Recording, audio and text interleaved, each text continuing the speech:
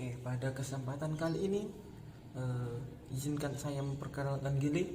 Ya ini, saya Muhammad Nafi Aufa. Di sini saya adalah sebagai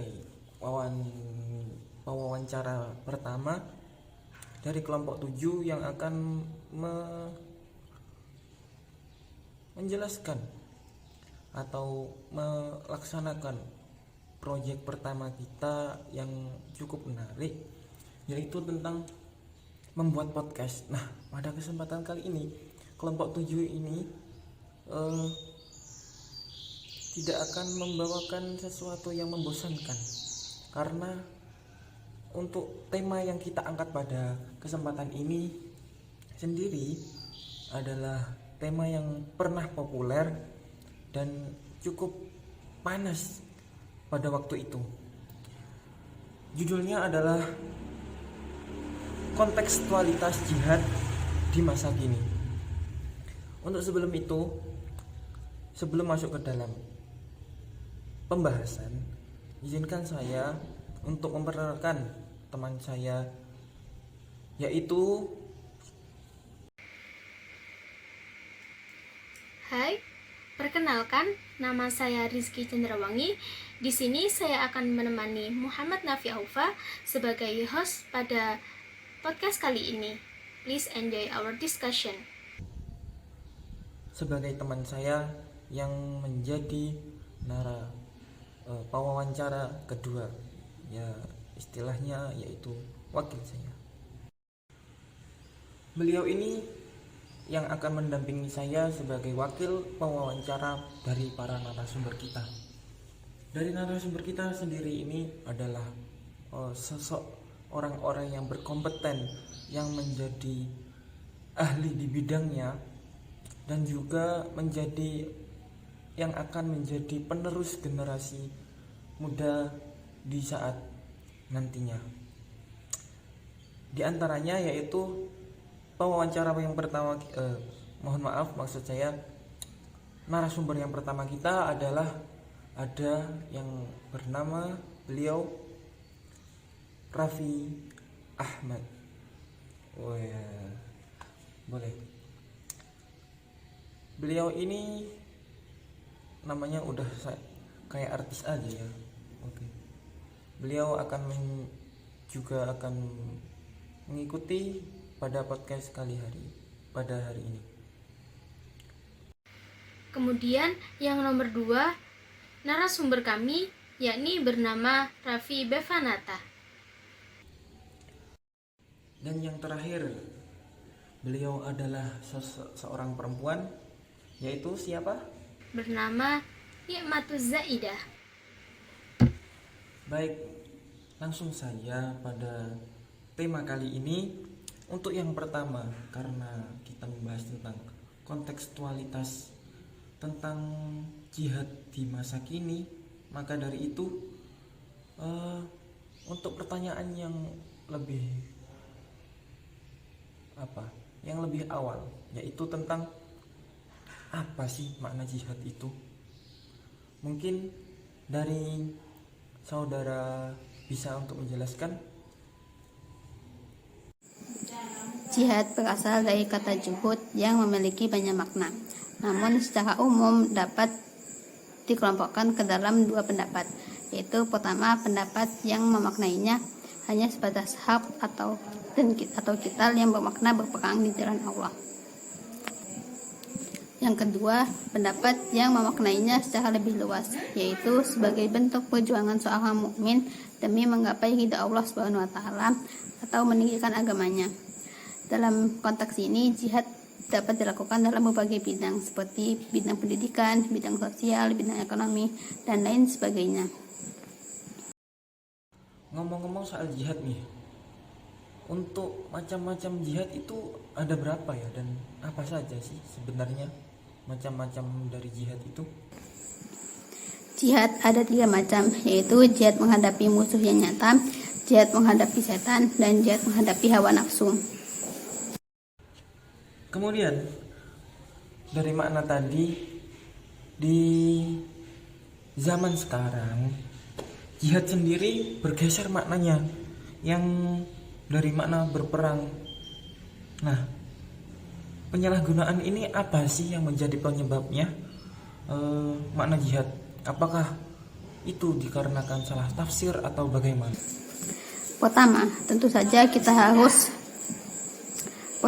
Tentunya kita harus memahami ayat Al-Quran secara keseluruhan. Tidak bisa kita fokus terhadap satu ayat namun abai terhadap ayat yang lain. Di dalam Al-Quran memang terdapat ayat-ayat yang menjelaskan bahwa jihad yaitu berperang di jalan Allah. Namun ada beberapa ayat yang menjelaskan bahwa jihad dapat dalam bentuk lain seperti dalam bidang pendidikan, bidang ekonomi, dan lain-lain. Nah, kalau begitu, terus apa sesuatu hukuman dari perbuatan teror itu di mata Islam? Apabila dengan teror tersebut menimbulkan korban jiwa, maka berlaku Quran Surah Al-Ma'idah ayat 33. Di dalamnya dijelaskan hukuman orang yang membunuh adalah nyawa dibalas dengan nyawa. Ngomongin soal macam-macamnya nih, kira-kira apa sih bedanya jihad zaman sekarang dengan zaman dulu itu? Jihad dahulu yaitu berperang di jalan Allah, memerangi wilayah atau negara yang menolak ajaran Islam. Namun hal tersebut dilakukan melalui beberapa tahapan. Di era sekarang ini, di mana informasi teknologi berkembang dengan pesat, maka jihad kita yaitu dalam bidang-bidang pendidikan, dengan memberikan pendidikan yang berkualitas untuk generasi muda, atau dalam bidang sosial, bidang ekonomi, dan lain sebagainya. Di era sekarang ini banyak orang-orang yang mengartikan bahwa jihad itu adalah bom bunuh diri, teroris, atau menghancurkan suatu peribadatan orang lain, agama lain, nah, dan lain sebagainya. Apakah jihad sendiri itu bisa dikatakan seperti itu kalau dari pengertian yang Anda jelaskan tadi? Tentu saja tidak. Islam adalah agama yang damai. Islam tidak pernah mengajarkan jihad itu seperti teroris, membunuh diri, dan lain sebagainya. Jihad dapat dikatakan jika sesuai dengan ajaran Islam, yang pastinya mempelajari agama Islam dengan benar, berguru dengan orang yang benar-benar paham terhadap agama, agar pemahaman kita terhadap agama benar-benar secara keseluruhan, tidak terpengaruh dengan paham-paham di luar ajaran Islam, dan tidak terpengaruh dengan hal-hal yang buruk yang dikatakan oleh orang lain. Selanjutnya, pastinya nih, kalau dahulu itu paham radikal bahayanya masuk ke dalam dunia pendidikan. Nah, bagaimana kalau itu sampai terjadi kepada anak kecil, pelajar, mahasiswa,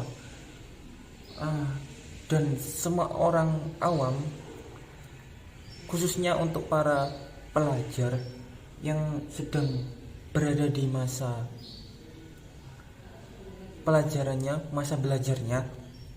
Nah, sikap apa yang seharusnya dilakukan supaya dari pihak pendidikan nih, supaya tidak ikut atau tidak menjadi korban dari paham radikal tersebut? Baik, menjawab nomor 9. Bagaimana tanggapan kita kalau semisal ada paham radikalisme yang masuk ke perguruan tinggi? Bagaimana cara mengatasinya? Cara mengatasinya, yang pertama yakni perguruan tinggi tersebut juga harus aktif. Aktif ini dalam maksud apa? Aktif untuk melihat mahasiswanya, melihat peserta didiknya dalam mereka bersosialisasi ataupun menggunakan sosmed, karena paham radikalisme ini juga dapat gampang masuk lewat sosial media dan juga lingkungan. Jadi perguruan tinggi ini juga harus aktif, lembaga-lembaga bukan hanya perguruan tinggi saja, mungkin dari segala lembaga pendidikan juga harus aktif untuk mengawasi peserta didiknya agar tidak tercampur oleh paham radikalisme. Jadi yang pertama harus ada awasan juga dari lembaga seperti lembaga pendidikan sekolah atau seperti kita mahasiswa perguruan tinggi. Yang kedua, juga harus perlu kontrol dari orang tua. Kenapa kok dari orang tua? Karena anak didik meskipun seperti mahasiswa ataupun anak-anak itu sangat terpengaruh juga oleh orang tuanya. Jika orang tuanya juga bisa mendidik anaknya ke jalan yang benar, insya Allah tidak akan masuk ke dalam paham radikalisme. Jadi untuk mengatasi radikalisme tersebut juga harus pengawasan dari orang tua dan juga lingkungan tentunya dari teman-temannya. Lalu, apa yang dimaksud dengan jihad di dalam bidang pendidikan?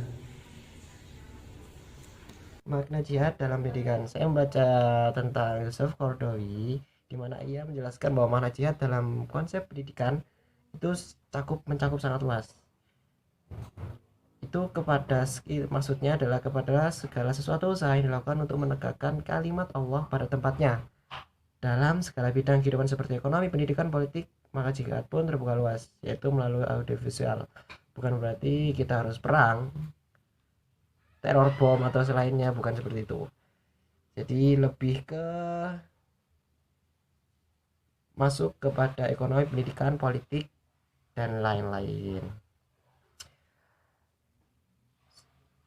Untuk dapat melaksanakan jihad dalam pendidikan, harus membangun pendidikan dengan metode yang sesuai, sarana audio visual seperti zaman sekarang, teknologi yang canggih, dan lain-lain.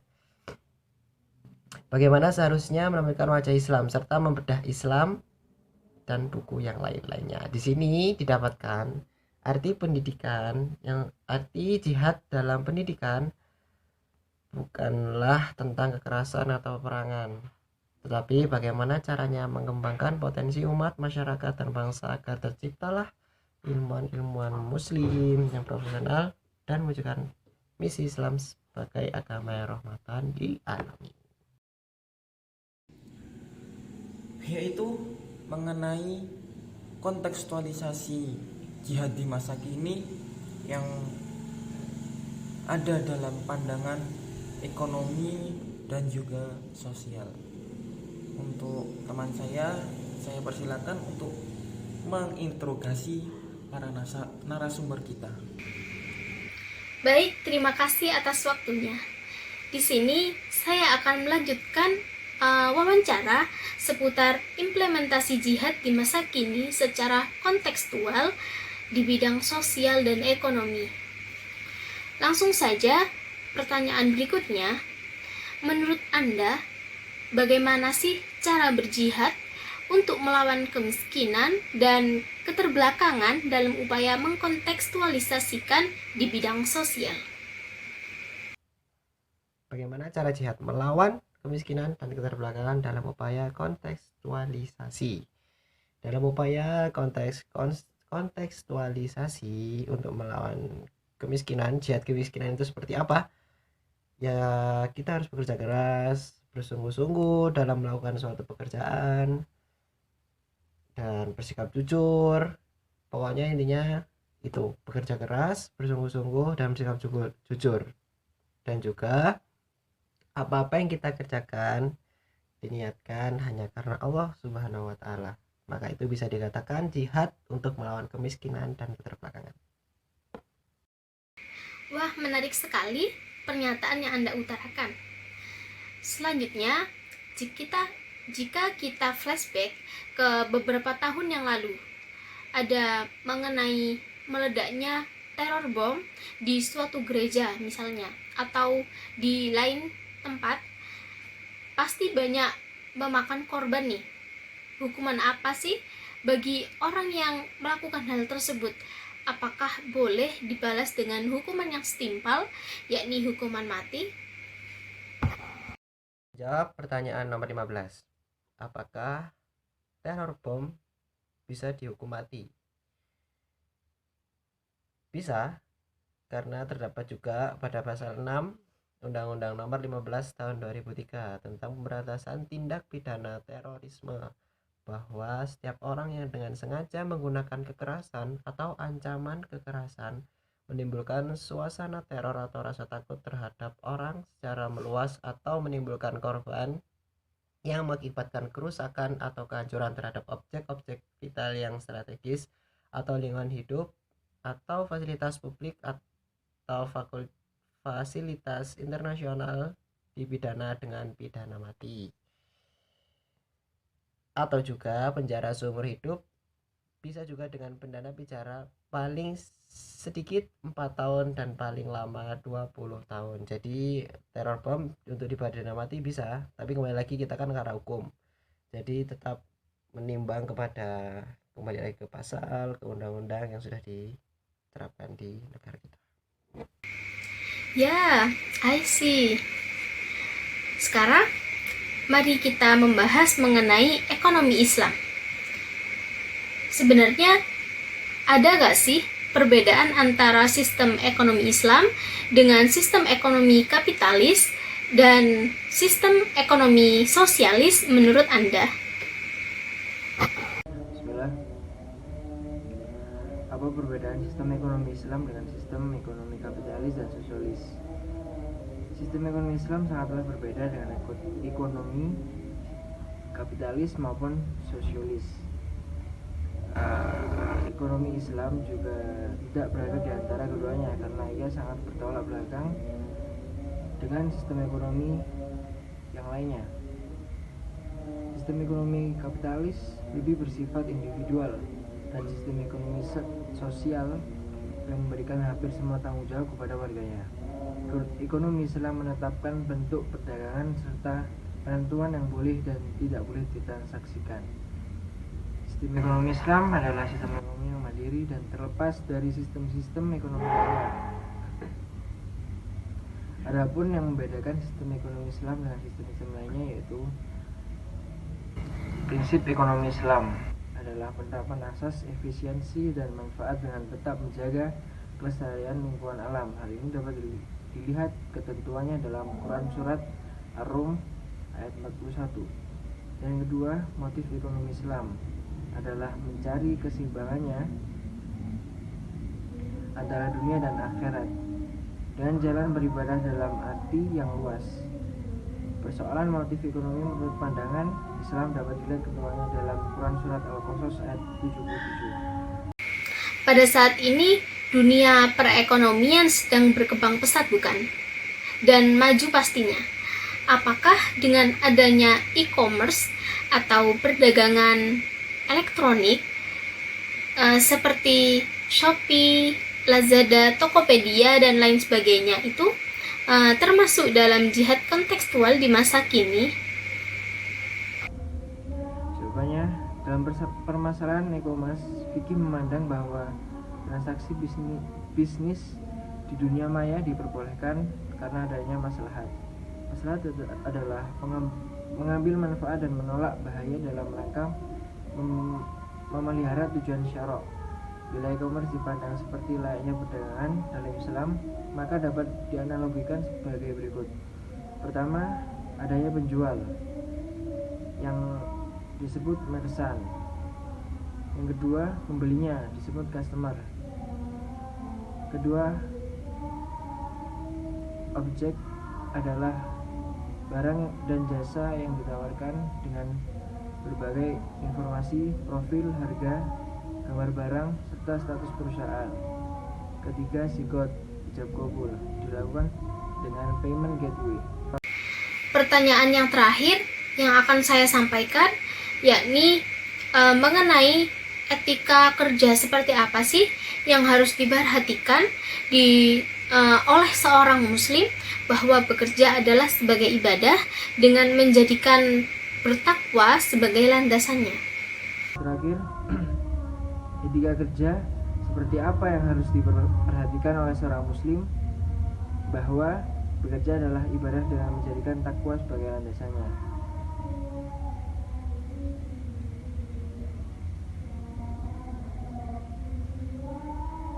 Seorang muslim harus memiliki prinsip bahwa kerja adalah ibadah dengan menjadikan takwa sebagai landasannya, sehingga yang menjadi tujuan utamanya adalah meraih ridha Allah, tidak serta mengejar materi belaka. Selain itu, seorang muslim harus juga memperhatikan kerja, yaitu menyadari pekerjaannya terkait dengan Allah.